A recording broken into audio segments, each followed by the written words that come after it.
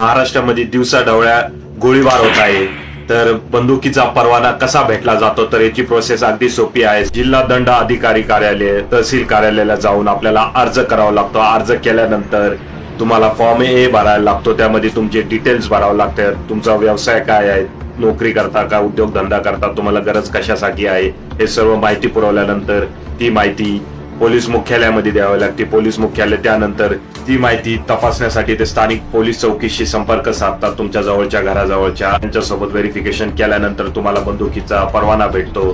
त्यानंतर final decision हा जिल्हा अधिकाऱ्याला घ्यायचा असतो की तुम्हाला द्यायचं की नाही।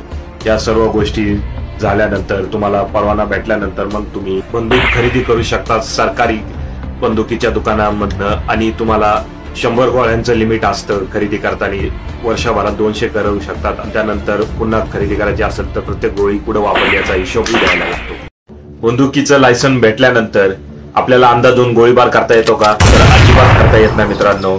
बंदुकीचा परवाना मिळाल्यानंतर तो परवाना तुम्हाला तुमच्या आत्मरक्षणासाठी असतो, सेल्फ डिफेन्ससाठी असतो। तुम्ही ह्या बंदुकीच्या जोरावर कुठेही कुणाला धमकू शकत नाही, कधी कोणत्या प्राण्याचा शिकार करू शकत नाही।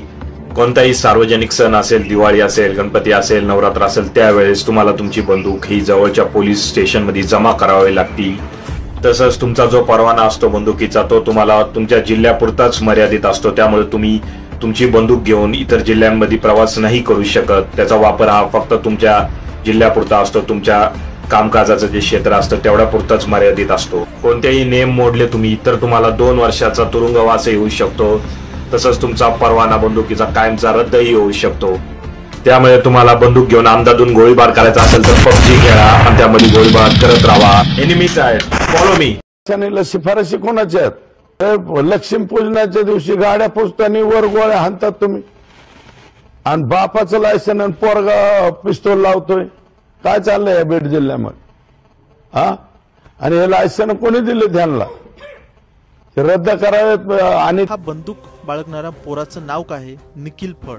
तसेच अजून एक व्हिडिओ हवेत गोळ्या मारणाऱ्या माणसाचा व्हिडिओ देखील व्हायरल झालाय। कैलास फड आणि निखिल फड हे बापलेक आहेत असल्याचं निखिल फडच्या काही इंस्टाग्राम पोस्ट मधून समजतंय। बीडमध्ये मात्र बंदुकींचे परवाने देण्याची जी प्रक्रिया आहे ती पूर्ण केली का नाही यावरच एक प्रश्नचिन्ह आहे। त्याचबरोबर धनंजय मुंडे हे पालकमंत्री होते आणि त्यांच्या सूचनेनुसार जिल्हा अधिकारी यांनी दपादप 1222 बंदुकीचे परवाने त्यांच्या कार्यकर्त्यांना वाटल्याचंही बोललं जात आहे विरोधकांकडनं।